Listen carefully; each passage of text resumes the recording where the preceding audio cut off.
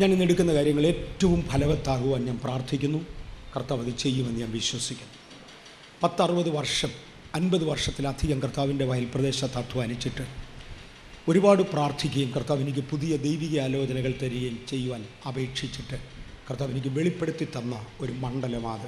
അതുകൊണ്ട് ഞാൻ അങ്ങനെ പോകാൻ ആഗ്രഹിക്കുക.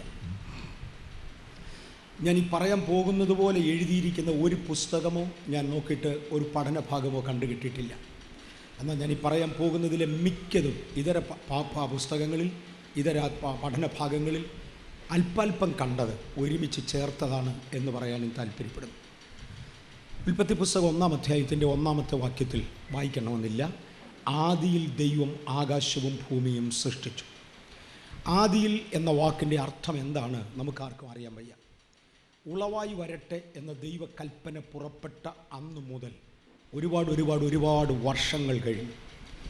ഇന്ന് നാസ മുതൽ ലോകത്തിലെ ഏറ്റവും വലിയ വാനശാസ്ത്ര സംഘടന സ്പേസിനെ, അന്തരീക്ഷത്തെക്കുറിച്ച് പഠിപ്പിക്കുന്ന ഭൂമിയിലുള്ള ഏറ്റവും നല്ല ശാസ്ത്രജ്ഞന്മാരെ കൊണ്ട് നിറഞ്ഞ ആ സംഘടന അംഗീകരിക്കപ്പെട്ട അവരുടെ തത്വത്തിനൊത്തവണ്ണം പറയുന്നത് ഇന്നേക്ക് 13 ബില്യൺ വർഷങ്ങൾക്ക് മുമ്പെയാണ് ആ സംഭവം. 18 ബില്യൺ എന്ന് പറഞ്ഞാൽ ഇപ്പം മനസ്സിലാകത്തില്ല, ഇച്ചിരി കഴിയുമ്പോൾ ഞാൻ തൊടാം. ബില്യൺ നമുക്ക് മനസ്സിലാകുന്നതിനേക്കാൾ വലിയ തുകയാണ്, അതൊന്നും എളുപ്പമല്ല മനസ്സിലാക്കിയെടുക്കാൻ. 13 ബില്യൺ വർഷങ്ങൾക്കധികം പുറകിൽ ഏതോ ഒരു വലിയ ശബ്ദമുണ്ടായി. അവരിതിനെ ബിഗ് ബാങ് എന്ന് വിളിക്കും. ഒരു ഭയങ്കര ശബ്ദം. ആ ശബ്ദത്തെ തുടർന്നാണ് പ്രപഞ്ചത്തിൻ്റെ സൃഷ്ടി നടന്നത്. ചില ശാസ്ത്രജ്ഞന്മാരതിനെ 18 ബില്യൺ വർഷങ്ങളെന്ന് പറയും. ഇനി ഒരു ബില്യൺ എന്ന് പറഞ്ഞാൽ എന്തുവാന്ന് മനസ്സിലാക്കാൻ വേണ്ടി ഞാൻ പറയാം. 40 വർഷമെന്ന് പറയുന്നത് ഏതാണ്ട് 1 ബില്യൺ സെക്കൻഡാണ്.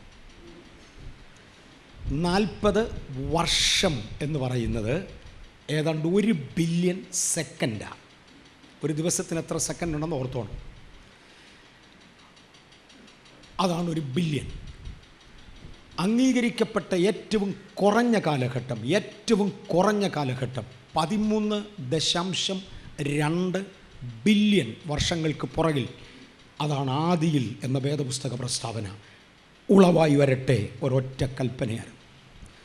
ആ കൽപ്പനയെ അവർ ബിഗ് ബാങ് എന്ന് വിളിക്കും. ഒരു വലിയ ശബ്ദം എവിടെ നിന്ന് വന്നതെന്ന് ആർക്കും അറിയാൻ വയ്യ, അവർക്കറിയാൻ വയ്യ. ഒരു വലിയ ശബ്ദം.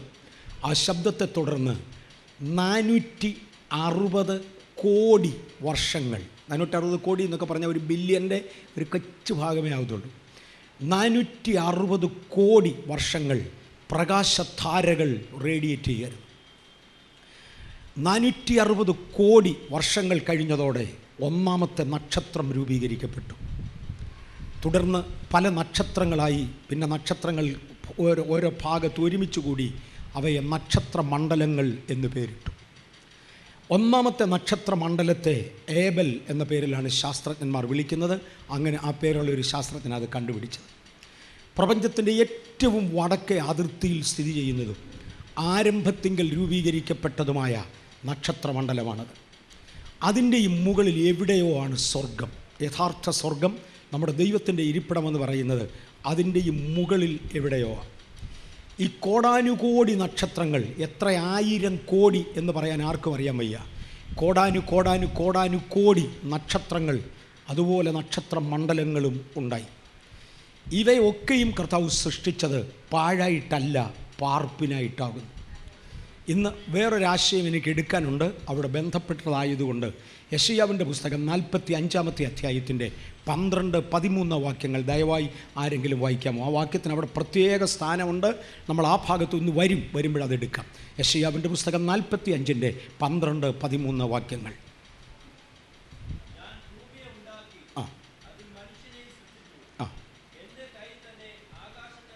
ഒന്ന്, ഞാൻ ഭൂമിയെ ഉണ്ടാക്കി മനുഷ്യനെ സൃഷ്ടിച്ചു, എൻ്റെ കൈ ഭൂമിയെയും മനുഷ്യനെയും സൃഷ്ടിച്ചു. 2, അതേ കൈകൊണ്ട്, എൻ്റെ കൈകൊണ്ട് ആകാശത്തെ വിരിച്ചു. പിന്നെ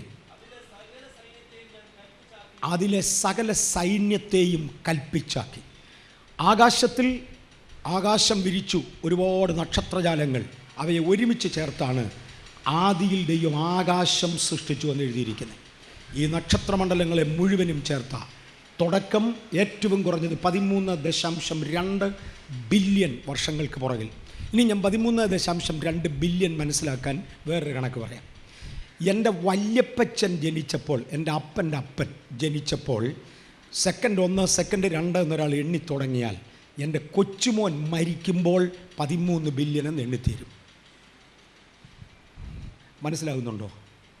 അതാ 13 ബില്യൺ സെക്കൻഡ്. എൻ്റെ വല്യപ്പച്ചൻ ജനിക്കുമ്പോൾ സെക്കൻഡ് 1 എന്ന് എണ്ണിത്തുടങ്ങിയാൽ 1 2 എന്നങ്ങ് എണ്ണുക ഒരുത്തിനിരുന്ന് 13 ബില്യൺ സെക്കൻഡുകൾ എണ്ണിത്തീരുമ്പോഴത്തേക്ക് എൻ്റെ കൊച്ചുമോൻ മരിക്കും. ഒരാളിന് ശരാശരി 100 വർഷം വീതം പ്രായമെടുത്തുകൊണ്ടാണ് ഞാനീ പറയുന്നത്. ഒരു മനുഷ്യ ഇതിൽ ഓരോരുത്തരും, എൻ്റെ വല്യപ്പച്ചൻ, എൻ്റെ അപ്പച്ചൻ, ഞാൻ, എൻ്റെ മകൻ, എൻ്റെ കൊച്ചുമോൻ, ഈ 5 തലമുറ 100 വർഷം വീതം ജീവിച്ചിരുന്നാൽ കിട്ടുന്ന തുകയാണ് 13 ബില്യൺ സെക്കൻഡ് എന്ന് പറയുന്നത്. 13 ബില്യണിലധികം വർഷങ്ങൾക്ക് പുറകിൽ സൃഷ്ടി ആരംഭിച്ചു. ഇന്നും നക്ഷത്രമണ്ഡലങ്ങൾ ഉണ്ടായിക്കൊണ്ടിരിക്കുക, തീർന്നിട്ടില്ല. ഇന്നും സൃഷ്ടി തുടരുക. അതാ നമ്മുടെ ദൈവം. ഒരു മാലയുടെ തുമ്പത്ത് കെട്ടിത്തൂക്കാവുന്നതോ ഒരു കലണ്ടറിൽ പ്രിൻ്റ് ചെയ്ത് വെക്കാവുന്നതോ ലോക്കറ്റിൽ ഒതുങ്ങുന്നതോ അല്ല ദൈവം. ദൈവം ഭയങ്കരനാണ്. ആ ദൈവം ആദിയിൽ തൻ്റെ ആദിയിലെന്ന് റെക്കോർഡ് ചെയ്തിരിക്കുന്ന സമയത്ത് സൃഷ്ടി ആരംഭിച്ചു. ആദിയിൽ ദൈവം ആകാശം സൃഷ്ടിച്ചു. അതിലെ സകല സൈന്യത്തെയും, അത് ദൂതന്മാരെക്കുറിച്ച് പറയുന്ന പദമാണ്. ദൈവത്തിന് ഇതുപോലെ കോടാനുകോടി തരത്തിലുള്ള ദൂതന്മാരുണ്ട്. ഈ ദൂതന്മാരെയും ദൈവം തന്നെ സൃഷ്ടിച്ചു. അവരെ ഈ നക്ഷത്രങ്ങളിലൊക്കെയും പാർപ്പിച്ചു. അവരെ ഈ നക്ഷത്രങ്ങളിൽ മുഴുവനും പാർപ്പിച്ചു. ദെബോര എന്ന ഒരു പ്രവാചകി പഴയ നിയമത്തിൽ 2 ദിനവൃത്താന്തങ്ങളുടെ പുസ്തകം 5-ാം അധ്യായത്തിൻ്റെ 20-ാം വാക്യത്തിൽ ഒരു പ്രവചന പദം പറഞ്ഞിട്ടുണ്ട്. ആകാശത്ത് നിന്ന് നക്ഷത്രങ്ങൾ സീസറോട് പൊരുതി. സീസർ എന്ന് പറയുന്ന ഭയങ്കര ശക്തിയുള്ള ഒരു രാജാവിനെ എതിരിടുവാൻ ഇസ്രയേലിന് ഒരാവശ്യം വന്നു. ആ രാജാവിനെ ഒരു സ്ത്രീ തല്ലിക്കൊന്നു. തലയിൽ കൂടെ ഒരു കുറ്റി അടിച്ച് കയറ്റി കൊന്നു. എന്നിട്ട് ദെബോര പറയുകയാണ്, സീസറെ തോപ്പിച്ചത് ഞങ്ങളല്ല, ആകാശത്തിലെ നക്ഷത്രങ്ങളാണ്. ആ ഭാഗം ഒന്ന് എടുക്കാമോ ദയവായിട്ട്? 2 ദിനവൃത്താന്തം 5-ാം അധ്യായത്തിൻ്റെ 20-ാം വാക്യമായിരിക്കണം. 1-2 വാക്യങ്ങൾ അവിടെ തൊടാൻ വേണ്ടിയാണ്.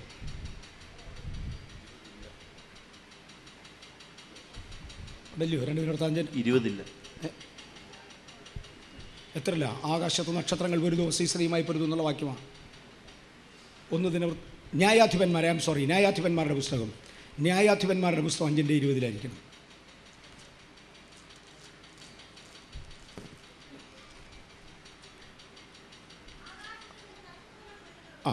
അവ സീസരയുമായ സ്വഗതികളിൽ പൊരുതി കീശോൻ തോട്, പുരാതന നദിയാം കീശോൻ തോട് തള്ളി അങ്ങവരെ ഒഴുക്കിക്കൊണ്ടുപോയി. മതി.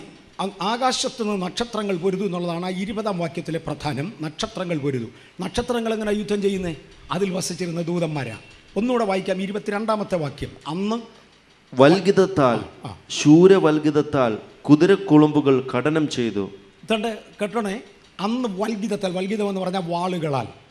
ആരുടെ വാളുകളാണ്? ശൂരന്മാരുടെ വാളുകളാൽ. ദൂതന്മാരെ വിളിക്കുന്ന വേറൊരു പേരാണ് ശൂരന്മാർ. ശൂരന്മാരുടെ വൽഗിതത്താൽ, വാളുകളാൽ കുതിരയുടെ കുളമ്പുകൾ മുറിച്ചു കളഞ്ഞു.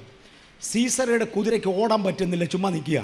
എന്താ അത് ചുമ്മാ നിന്നത്? അവർ യുദ്ധത്തിൽ എന്താ തോറ്റത്? അന്ന് നക്ഷത്രങ്ങൾ പൊരുതു. നക്ഷത്രങ്ങളിലുണ്ടായിരുന്ന ശൂരന്മാർ, ഇവർക്ക് മനുഷ്യരിൽ ജനിച്ച മക്കളാണ് പിന്നത്തെ കീർത്തി കേട്ട മല്ലന്മാർ അഥവാ രാക്ഷസന്മാർ. ഈ ശൂരന്മാരുടെ വൽഗിതങ്ങൾ കുതിരയുടെ കുളമ്പുകളെ വെട്ടിക്കളഞ്ഞതിനാൽ അവയ്ക്ക് മൂവ് ചെയ്യാൻ ഒത്തില്ല. വേറൊരു ഭാഷയിൽ നക്ഷത്രങ്ങളുടെ മണ്ഡലങ്ങളിൽ മുഴുവനും ദൈവം തൻ്റെ സൈന്യത്തെ കൽപ്പിച്ചാക്കി. ഇനി അടുത്തതിലോട്ട് കയറാൻ പോവാം. എല്ലാ നക്ഷത്രങ്ങളെയും വ്യത്യസ്ത ദൂതന്മാരെയൊക്കെ നക്ഷത്രങ്ങളിലാക്കുമ്പോൾ ദൈവത്തിന് ഏറ്റവും ഇഷ്ടമുണ്ടായിരുന്ന അതിപ്രധാന ദൂതൻ ലൂസിഫർ. അദ്ദേഹത്തിൻ്റെ സൃഷ്ടി ഏറ്റവും മനോഹരമായിരുന്നു. തൻ്റെ നിയമനം അത്ഭുതകരമായിരുന്നു. ആ ലൂസിഫർ എന്ന 1-ാമത്തെ ദൂതനെ ഒരു നക്ഷത്രത്തിലും പാർപ്പിക്കാതെ ദൈവത്തോടുകൂടെ സ്വർഗത്തിൽ പാർപ്പിച്ചു. വാക്യം ഇപ്പോൾ വായിക്കാനൊക്കത്തില്ല. എസെക്കിയേലിൻ്റെ പുസ്തകം 28-ാം അധ്യായത്തിൽ അദ്ദേഹത്തെക്കുറിച്ച് എഴുതിയിട്ടുണ്ട്. സോർ രാജാവ് എന്നുള്ള പേരിലാണ് അവിടെ അദ്ദേഹത്തെ വിളിച്ചിരിക്കുന്നത്. 2-3 ഭൂമിയിൽ നിലവിലുള്ള 2-3 രാജാക്കന്മാരുടെ പേരുകൾ ഇട്ടാണ് യെശയ്യാവ് 14-ലും എസെക്കിയേൽ 28 ഈ ലൂസിഫറിനെ കുറിച്ച് എഴുതിയിരിക്കുന്നത്. പ്രവചനം ലൂസിഫറിനെ കുറിച്ചാണ്. 2 ഭൂമിയിലുള്ള പേരുകളാണ് കൊടുത്തിരിക്കുന്നത് മാത്രം. ലൂസിഫറിനെ കുറിച്ച് പറഞ്ഞു, നിന്നെ സൃഷ്ടിച്ച നാളിൽ നിന്നെ എല്ലാ തരത്തിലുള്ളതായ രത്നങ്ങൾ കൊണ്ട് മൂടിയിരുന്നു. നീ ചിറക് വിടർത്തി മറയ്ക്കുന്ന അഭിഷക്തനായ കെരൂബായിരുന്നു. അഭിഷക്തം എന്ന പദം മലയാളത്തിലില്ല, ഇംഗ്ലീഷ് വേദപുസ്തകത്തിൽ ദ വേർഡ് അൻ അനോയിൻറ്റഡ് കെരൂബ്. നിനക്കൊരു അഭിഷേകമുണ്ടായിരുന്നു. നീ ചിറക് വിടർത്തി മറയ്ക്കുന്നവനായിരുന്നു. നിന്നെ തീർത്ത നാളിൽ നിൻ്റെ തടങ്ങളുടെയും കൂടുകളുടെയും പണി പൊന്നുകൊണ്ടുള്ളതായിരുന്നു എന്ന് പറഞ്ഞാൽ, എഴുതിയ ഭാഷയിൽ വായിച്ചാൽ നിൻ്റെ ചിറക് വിടർത്തി ആട്ടുമ്പോൾ സംഗീതം വരത്തക്കവണ്ണം നിൻ്റെ ചിറകുകളിൽ പൈപ്പ് ഓർഗനുകൾ സെറ്റ് ചെയ്തിരുന്നു. ആ പൈപ്പ് ഓർഗനുകൾ പൊന്നുകൊണ്ടുള്ളതായിരുന്നു. ദൈവത്തെ പാടി സ്തുതിക്കേണ്ടതിന് വേണ്ടി അപ്രകാശപൂർണനും സൗന്ദര്യ സമ്പൂർണനും ജ്ഞാനപൂർണനുമായിരുന്ന ലൂസിഫറിനെയും അദ്ദേഹത്തിൻ്റെ ചേർന്ന സൈന്യങ്ങളെയും സൃഷ്ടിച്ചു. അദ്ദേഹത്തെ ദൈവത്തോടുകൂടെ സ്വർഗത്തിൽ പാർപ്പിച്ചു. എസെക്കിയേലിൻ്റെ പുസ്തകം 28-ാം അധ്യായം നിങ്ങൾ വായിക്കണം, ഇതെല്ലാം കിട്ടും. സ്വർഗത്തിലവനായിരിക്കുമ്പോൾ അവൻ തൻ്റെ സൗന്ദര്യത്തെ ദുർവിനിയോഗം ചെയ്തു. ഇതര ദൂതഗണങ്ങളിൽ ഏറ്റവും സൗന്ദര്യമുള്ളവൻ ഇവനായിരുന്നു. സകലവിധ രത്നങ്ങൾ കൊണ്ടും ആ ദൈവം അവനെ മൂടിയിരുന്നത് അഥവാ സൃഷ്ടിച്ചിരുന്നത്. ദൈവത്തെ ആരാധിക്കുക എന്ന ഏക ഉദ്ദേശത്തിനു വേണ്ടി ദൈവം അവനെ അഭിഷേകം ചെയ്തിരുന്നു. പക്ഷേ ആ അഭിഷേകം മറന്ന ശേഷം അവൻ തൻ്റെ സൗന്ദര്യം ഇതര ദൂതന്മാരെ കാണിച്ചു. അവരുമായി കൂടിയാലോചനകൾ നടത്തി. അങ്ങനെ ദൈവത്തിന് വിരോധമായ ഏതോ കോൺസ്പിരൻസി എന്ന് പറഞ്ഞാൽ അറിയാമോ? പാസ് ഇല്ലാത്തപ്പോൾ പാസ്സക്കെതിരെ കുറ്റം പറയുക, ക്ലാസ്സിലെ ടീച്ചർ അവിടെ ഇല്ലാത്തപ്പോൾ ടീച്ചറെ ഒതുക്കുന്ന കാര്യത്തെക്കുറിച്ച് കുട്ടികൾ തമ്മിൽ സംസാരിക്കുക, ഓഫീസ് മാനേജരെ ചാടിക്കണമെന്ന് ക്ലർക്കെല്ലാം കൂടെ ചേർന്ന് അങ്ങനെ അറിയാതെ ചിന്തിക്കുക. ഇതിനെ കോൺസ്പിരൻസി എന്ന് വിളിക്കും. നീ ഇതര ദൂതന്മാരുമായി ചേർന്നൊരു കോൺസ്പിരൻസി നടത്തി. അങ്ങനെ എൻ്റെ വിശുദ്ധ മന്ദിരത്തിൻ്റെ ആലയത്തെ നീ മലിനമാക്കി. നിന്നെക്കുറിച്ച് ആഗ്രഹിക്കാത്ത ഒന്ന് നിൻ്റെ സൗന്ദര്യം കാണിച്ച് നിന്നെ ആക്കി വച്ചിരുന്ന നിയമനം വിട്ട് നീ ഇറങ്ങി. അങ്ങനെ നീ എൻ്റെ വിശുദ്ധ അരമനകളെ മലിനമാക്കിയതുകൊണ്ട് ഞാൻ നിന്നെ അശുദ്ധനെന്നെണ്ണി. ഇനി മേലാൽ നിന്നെ സ്വർഗത്തിൽ പാർപ്പിക്കുന്നില്ല എന്ന് തീരുമാനിച്ചു. അവനെ കൊന്നില്ല, നശിപ്പിച്ച് കളഞ്ഞില്ല, പക്ഷെ സ്വർഗത്തിൽ പാർപ്പിക്കുന്നില്ലെന്ന് തീരുമാനിച്ച് ഒരു ചാൻസ് കൊടുത്തു. ഈ ലൂസിഫറിനെ പാർപ്പിക്കാനാണ് ഭൂമി ഉണ്ടാക്കിയത്. ആദിയിൽ ദൈവം ആകാശവും ഇച്ചിരി കഴിഞ്ഞ് ഭൂമിയും കൂടെ സൃഷ്ടിച്ചു. ഇതിനകത്ത് എനിക്ക് തന്നെ സംശയമുണ്ടായിരുന്നു. ഏതാണ്ട് ഒരു 5-6 മാസത്തിന് മുമ്പേ ഡെയ്ക്കിൻ്റെ ബൈബിൾ വായിക്കേണ്ട ഒരു പ്രത്യേക, അദ്ദേഹത്തിൻ്റെ കമൻ്ററി വായിക്കേണ്ട ഒരു പ്രത്യേക സാഹചര്യമുണ്ടായി. ആ സാഹചര്യത്തിൽ ഞാൻ ഡെയ്ക്ക് ബൈബിൾ എടുത്തു വെച്ച് നോക്കുമ്പോൾ സാഹചര്യവും കൂടെ ഒന്ന് പറഞ്ഞേക്കാം. ഉൽപ്പത്തി പുസ്തകം, നമ്മൾ ഈ ബൈബിളിനെ കുറിച്ച് പറയുന്നത് ഏറ്റവും നല്ല ഭാഷ, ഏറ്റവും നല്ല ആശയം. കാര്യം നമ്മൾ ഉണ്ടായത് മുതൽ ഇതിനെ ബഹുമാന പുരസ്കാരമാണ് നമ്മൾ കാണുന്നത്, അല്ലെ അങ്ങനെ കാണുന്നൊരു കമ്മ്യൂണിറ്റി. അതുകൊണ്ട് ഇതെല്ലാം നല്ലതാണ് നമ്മൾ എടുത്തു. പക്ഷെ ഇതിനകത്ത് നിരൂപകന്മാരുണ്ട്. ഇതിനകത്ത് ഒരു നിരൂപകൻ ഇതിനെക്കുറിച്ചൊരു എഴുത്തെഴുതി. ഇത് ഏറ്റവും ആരാണ്ട് എഴുതി ഉണ്ടാക്കിയ പുസ്തകമാണ്. ഇതിൻ്റെ ഭാഷാ ശൈലി തീരെ മോശമാണ്. എൻ്റെ അറിവിൽ ഭയങ്കര നല്ല ഭാഷാശൈലിയാണ്. അദ്ദേഹം അതിനെടുത്ത ഉദാഹരണം ഉൽപ്പത്തി പുസ്തകം 1-ാം അധ്യായമാണ്. ഉൽപ്പത്തി പുസ്തകം 1-ാം അധ്യായത്തിൽ ആൻഡ് എന്ന ഒരൊറ്റ ഇംഗ്ലീഷ് പദം 72 പ്രാവശ്യം ആവർത്തിക്കുന്നുണ്ട്. ഒത്തിരി പ്രാവശ്യം, അങ്ങനെ അങ്ങോട്ട് 72 എന്ന് പറയുന്നത് ശരിയാണോന്നില്ല, ഒത്തിരി പ്രാവശ്യം ആവർത്തിക്കുന്നുണ്ട്. ആൻഡ് എന്ന പദപ്രയോഗം ഇംഗ്ലീഷിലെ തീരെ താണ ഒരു പ്രയോഗമാണ്. ഒരേ വാക്ക് പിന്നെ ആവർത്തിക്കുന്നത്. എടുത്തു നോക്കണം, നല്ല തമാശ. In the beginning God created the heaven and earth, and the earth was without form and void, and the darkness was on the surface, and God commanded let there be light, and there was light. അങ്ങ് കിടക്കുക and ശരി, ഇതെന്തൊരു കളിയായി. നല്ല പുസ്തകം. ഞാനിത് ഉണ്ടായപ്പോൾ മുതലേ ഇതിനോട് ബഹുമാനത്തോടെ കാണുന്നതുകൊണ്ട് ഇത് ശ്രദ്ധിച്ചിട്ടില്ല. നമ്മളാരും ഇത് ശ്രദ്ധിക്കാറില്ല. ഇതിനെന്തെങ്കിലും ഒരു മറുപടി ഉണ്ടോ എന്ന് അറിയാൻ വേണ്ടിയാണ് യോഗ്യമായി ബൈബിളിനെക്കുറിച്ച് നല്ല കമൻ്ററി എഴുതിയിരിക്കുന്ന ഒരാളാണ് ഡെയ്ക്ക്. അതുകൊണ്ട് ഞാൻ അദ്ദേഹത്തിൻ്റെ ബൈബിൾ എടുത്ത് വായിക്കുന്നത്. അതിൻ്റെ കമൻ്ററി എടുത്ത് വായിച്ചപ്പോൾ അതിനകത്ത് എഴുതി വച്ചിരിക്കുന്നത്, വേദപുസ്തകം ഒറിജിനലി എഴുതിയ ഭാഷയിൽ 2 കാലഘട്ടങ്ങൾ തമ്മിലുള്ള വിടവിനെ കാണിക്കുവാൻ ഉപയോഗിച്ചിരിക്കുന്ന വാക്കാണ് ഈ ആൻഡ്. 2 കാലഘട്ടങ്ങൾ തമ്മിലുള്ള വിടവിനെ കാണിക്കാൻ. ദൈവത്തിൻ്റെ കാലഘട്ടം എന്നൊക്കെ പറഞ്ഞാൽ ബില്യൻസാണ്. നമുക്കാർക്കും പിടികിട്ടുകയില്ല. അത്ര എഴുതി തീർക്കാനാണെങ്കിൽ പുസ്തകം ഭൂമിയിൽ എങ്ങും ഒതുങ്ങുകയില്ല. അപ്പോൾ ഈ 2 കാലഘട്ടങ്ങൾ തമ്മിലുള്ള വിടവിനെ കാണിക്കാൻ വേണ്ടി ഉപയോഗിച്ചിരിക്കുന്ന ഒരു പദമാണ് ഈ ആൻഡ്. അത് ഉൽപ്പത്തി പുസ്തകത്തിൽ എഴുതിയ ഭാഷയിൽ 1-2 അധ്യായങ്ങളിലായി 72 പ്രാവശ്യം ആവർത്തിച്ചിട്ടുണ്ട്. അങ്ങനെയാണെങ്കിൽ 73 യുഗങ്ങളെ ഒരുമിച്ച് ചേർത്തുകൊണ്ടാണ് 1ഉം 2ഉം അധ്യായങ്ങൾ എഴുതി വച്ചിരിക്കുന്നത്. 73 യുഗങ്ങൾ, ഇതിനകത്ത് 72 പ്രാവശ്യം ഈ കാലഘട്ടമുണ്ട്. ഇനി ശ്രദ്ധിച്ചു, ആദിയിൽ ദൈവം ആകാശവും ആൻഡ് ഒരു കാലഘട്ടം കഴിഞ്ഞ ശേഷം ഭൂമിയും സൃഷ്ടിച്ചു. ഈ കാലഘട്ടം എന്തിനു വേണ്ടിയായിരുന്നു എടുത്തത്? ആ കാലഘട്ടത്തിൽ ലൂസിഫർ ദൈവത്തോടു കൂടെ ആയിരുന്നു. ലൂസിഫറിനെ മാറ്റി പാർപ്പിക്കേണ്ടതിന് ഞാനിവിടെ വേദപുസ്തകത്തിൽ ഇല്ലാത്തതും അൺഅക്കൗണ്ടഡുമായ ഒരു കൊച്ചു ഇൻഫർമേഷൻ കയറ്റി വെക്കും. അത് എൻ്റെ സ്വന്തമാണെന്ന് തൽക്കാലം ഇരുന്നോട്ടെ, ആധികാരികമായിട്ട് എടുക്കരുത്. പക്ഷെ ഒത്തിരി അതിനകത്ത് കണക്കുണ്ട്. ഈ ലൂസിഫറിനെ പാർപ്പിക്കാൻ വേണ്ടി ഭൂമി ഉണ്ടാക്കി. ആ ഭൂമിയെ ഉണ്ടാക്കുമ്പോൾ ലൂസിഫറിന് വസിക്കാൻ കൊള്ളാവുന്ന ചുറ്റുവട്ടമായിരുന്നു. പക്ഷേ യെശയ്യാവിൻ്റെ പുസ്തകം 14-ാമത്തെ അധ്യായത്തിൻ്റെ 12 മുതൽ വായിക്കുമ്പോൾ, അരുണോദയപുത്രനായ ശുക്ര, നീ എങ്ങനെ വെട്ടേറ്റ് നിലത്ത് വീണ് ജാതികളെ താഴ്ത്തിക്കളഞ്ഞവനെ നീ എങ്ങനെ നിലംബരിയായും ചോദിച്ചുകൊണ്ട് ഒരു കരച്ചിലോടെ ആരംഭിക്കുക. അതിനകത്ത് പറയുന്നു, നീ പോയ ശേഷം ഞങ്ങളുടെ നേരെ കയറി വരാൻ ഒരു വെട്ടുകാരനും ഇല്ല എന്ന് പറഞ്ഞ് ലെബാനോൻ വനങ്ങളും അതിലെ ദേവദാരു വൃക്ഷങ്ങളും സന്തോഷിക്കുന്നു എന്ന് പറഞ്ഞാൽ ലൂസിഫർ ഇവിടെ ഉണ്ടായിരുന്ന കാലം. അരുണോദയപുത്രനായ ശുക്രൻ എന്ന് മലയാളത്തിലോട്ട് തർജ്ജമ ചെയ്തത് ദൗ ലൂസിഫർ എന്ന് ഡയറക്റ്റ്ലി ഇംഗ്ലീഷിൽ എഴുതിയിട്ടുണ്ട്. ദൗ ലൂസിഫർ, എടാ ലൂസിഫറെ, അതിനെ ശുക്രൻ എന്നൊക്കെ മലയാളത്തിൽ കൊണ്ട് വിളിച്ചതാണ്. പോട്ടെ. ഈ ലൂസിഫറിന് വേണ്ടി ഭൂമി സൃഷ്ടിച്ചു. ആ ഭൂമിക്കകത്ത് ഞാൻ അതിൻ്റെ തെളിവെടുക്കാം. ആ ഭൂമിക്കകത്ത് അന്ന് വൃക്ഷങ്ങൾ ഉണ്ടായിരുന്നു, അന്ന് തോട്ടങ്ങൾ ഉണ്ടായിരുന്നു, അന്ന് പട്ടണങ്ങൾ ഉണ്ടായിരുന്നു. ഇതെല്ലാം താവോട്ട് വായിക്കുമ്പം കാണാം. അന്ന് മൃഗങ്ങൾ ഉണ്ടായിരുന്നു, അന്ന് പക്ഷികൾ ഉണ്ടായിരുന്നു. സമ്പൽ സമർത്ഥമായൊരു സാഹചര്യം ഇവിടെ ഉണ്ടായിരുന്നു. പക്ഷെ ലൂസിഫറിനെ ദൈവം ഇവിടെ ആക്കിയ ശേഷം ഇവന് സ്വർഗത്തിൽ തിരിച്ചു കയറണമെന്നൊരു തോന്നൽ. പണ്ട് ഇവൻ അവിടെ ആയിരുന്നല്ലോ. നല്ല സൗകര്യങ്ങളിൽ ജീവിച്ച എന്നെ ആ സൗകര്യങ്ങളിൽ നിന്ന് താഴെയോട്ട് ഇറക്കിയാൽ തിരിച്ചു കയറണമെന്ന് എനിക്കും തോന്നൽ വരും. അതിന് ഇവൻ തീരുമാനിച്ചത്, ഞാൻ സ്വർഗത്തിൽ കയറും. ദൈവത്തിൻ്റെ കാലേ പോയി വീണ് ക്ഷമ ചോദിക്കുമെന്നല്ല, ഞാൻ കയറുമെടാ, ഞാൻ പിടിക്കുമെടാ, ഞാൻ വകവെക്കത്തില്ലടാ, കയറുമെടാ എന്ന് പറഞ്ഞിവൻ സ്വർഗത്തിൽ കയറാൻ ശ്രമിച്ചു. നിശ്ചയം. അതുകൊണ്ടാണ് വെട്ടേറ്റ് 2ാം പ്രാവശ്യം വീഴേണ്ടി വന്നത്. 2ാം പ്രാവശ്യം ഇവൻ വെട്ടേറ്റ് വീണു.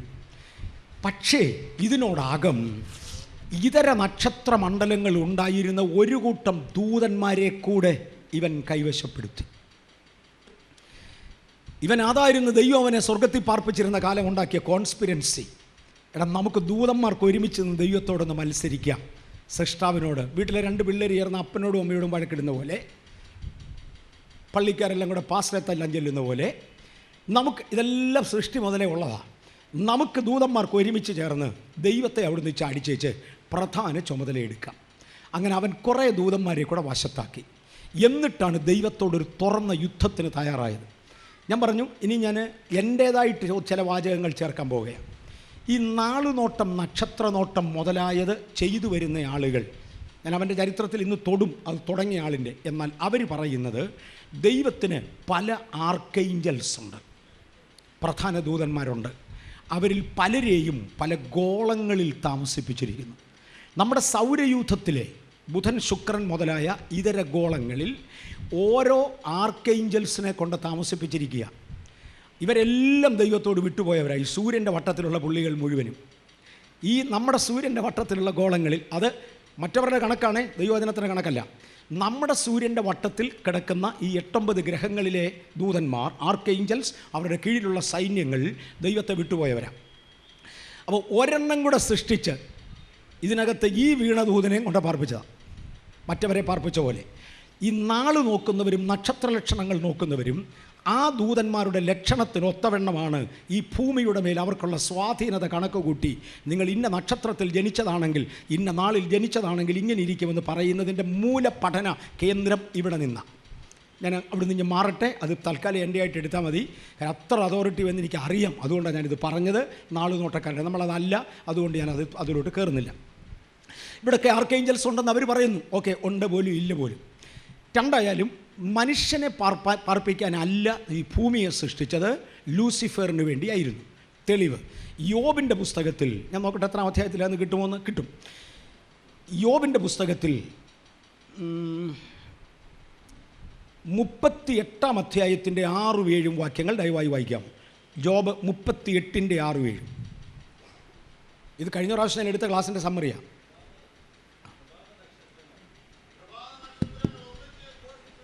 പ്രഭാത നക്ഷത്രങ്ങൾ ഒന്നിച്ചു ഘോഷിച്ചുല്ലസിച്ചു. പ്രഭാത നക്ഷത്രങ്ങൾ എന്ന് പറഞ്ഞാൽ ലൂസിഫറിൻ്റെ അനന്തരവന്മാർ ഒന്നിച്ചു ഘോഷിച്ചുല്ലസിക്കുകയും ദൈവപുത്രന്മാരെല്ലാവരും സന്തോഷിച്ചാർക്കുകയും ചെയ്തപ്പോൾ. ദൈവപുത്രന്മാരെന്ന് അവിടെ പറയുന്നത് ദൂതന്മാരെ കുറിച്ചാണ്. അവർ സന്തോഷിച്ചാർക്കുകയും ചെയ്തപ്പോൾ അതിന്റെ അടിസ്ഥാനം ഏതിന്മേൽ ഉറപ്പിച്ചു? ഭൂമിയുടെ അടിസ്ഥാനം ദൈവം ഉറപ്പിച്ചു. അത് ഏതിൻ്റെ മേലാന്ന് നിനക്കറിയാമോ എന്ന് യോബിനോടൊന്ന് ചോദിച്ചതേ ഉള്ളൂ. ആർക്ക് വേണ്ടിയാണ് ഇതുണ്ടാക്കിയത്? പ്രഭാത നക്ഷത്രങ്ങൾക്ക് വേണ്ടിയാണ് ഇതുണ്ടാക്കി ഇവിടെ താമസിപ്പിച്ചു. കുറച്ച് കഴിഞ്ഞപ്പോൾ ഇവന് തോന്നി സ്വർഗത്തിൽ തിരിച്ചു കയറണമെന്ന്. അതിനിവൻ കയറാൻ വേണ്ടി ശ്രമിക്കുമ്പോൾ തമ്പുരാൻ അവനെ വെട്ടി താഴെയിട്ടു. അവനെ വെട്ടി താഴെയിട്ടത് മാത്രമല്ല, അവനെ അന്തരീക്ഷത്തിലേക്ക് തള്ളിയ ശേഷം ഈ ഭൂമിയെ സംഹാര ശപഥം കൊണ്ട് നശിപ്പിച്ചു. ഞാൻ ആ വാക്യങ്ങൾ ഇനി എടുക്കാൻ ആഗ്രഹിക്കുന്നില്ല. സങ്കീർത്തന പുസ്തകങ്ങൾ പറയുന്നു, അവൻ്റെ മൂക്കിൽ നിന്നും പുക പൊങ്ങി. ദൈവത്തിൻ്റെ കൊടിയ ഇടിമുഴക്കവും കൂരിരുട്ടും അവങ്കിൽ നിന്ന് പുറപ്പെട്ടു. ഇത് രണ്ടും കൂടെ ഒരുമിച്ച് കൊണ്ടുവരാൻ ദൈവത്തിന് മാത്രമേ ഒക്കത്തുള്ളൂ. തീയും കൂരിരുട്ടും കൂടെ ഒരുമിച്ച്. ദൈവത്തിൻ്റെ പ്രത്യക്ഷതയുടെ വ്യത്യസ്തതകളാണ്, മറ്റാരെക്കൊണ്ട് ഇതൊന്നും ഒക്കുകയില്ല. തീയും കൂരിരുട്ടും ഒരുമിച്ച് പുറപ്പെട്ടു. വേറൊരു ഭാഷയിൽ വൻകിട സ്ഫോടനങ്ങൾ നടന്നു. ആ സ്ഫോടനത്തിൽ ഈ ഭൂമി നശിച്ചു, അല്ലെങ്കിൽ ഭൂമിയെ ദൈവം നശിപ്പിച്ചു. ദൈവം ഇതിനെ വെള്ളം കൊണ്ട് മൂടി. എന്നിട്ട് അതിനുവേണ്ടി ദൈവം തീരുമാനിച്ചിരുന്ന സ്ഥലത്തേക്ക് ഈ ഭൂമിയെ വലിച്ചെറിഞ്ഞു. കഴിഞ്ഞു. ഒന്നാമത്തെ ഒരു നീണ്ട യുഗം അസ്തമിച്ചു. ദൈവം ആദ്യമേ ആകാശം സൃഷ്ടിച്ചു. അതിനകത്ത് നക്ഷത്രജാലങ്ങളിൽ ദൂതന്മാരെ പാർപ്പിച്ചു. ലൂസിഫറിനെ സ്വർഗത്തിൽ പാർപ്പിച്ചു. ലൂസിഫർ അവിടെ നിന്നും തെറ്റ് ചെയ്തതോടുകൂടെ അവനെ മാറ്റിപ്പാർപ്പിക്കേണ്ടതിന് ഭൂമി ഉണ്ടാക്കി. ആ ഭൂമിയിലേക്ക് ലൂസിഫറിനെ അയച്ചു. ഇവിടെ താമസിക്കവേ തിരിച്ച് സ്വർഗത്തിൽ കയറും എന്ന് ലൂസിഫറിന് തോന്നി. അങ്ങനെ ലൂസിഫർ തിരികെ സ്വർഗത്തിൽ കയറുവാൻ ശ്രമിക്കവേ മറ്റു ദൂതന്മാരെയും സ്വാധീനിച്ചുകൊണ്ട് ദൈവം അവനെ വെട്ടി അവനെ തിരിച്ച് ഭൂമിയിലേക്ക് ഇട്ടു. എന്നിട്ട് ദൈവം അവനെ വീണ്ടും അന്തരീക്ഷത്തിലേക്ക് തള്ളുകയും, ആകാശത്തിൻ്റെ അധിപതി നിന്നവന് പേരുള്ളത് അതുകൊണ്ടാണ്, അവനെ അന്തരീക്ഷത്തിലേക്ക് തള്ളുകയും ഈ ഭൂമിയെ സംഹാര ശപഥം കൊണ്ട് നശിപ്പിക്കുകയും ചെയ്ത് അതിനുവേണ്ടി നിയമിച്ച സ്ഥാനത്തേക്ക് വലിച്ചെറിഞ്ഞു.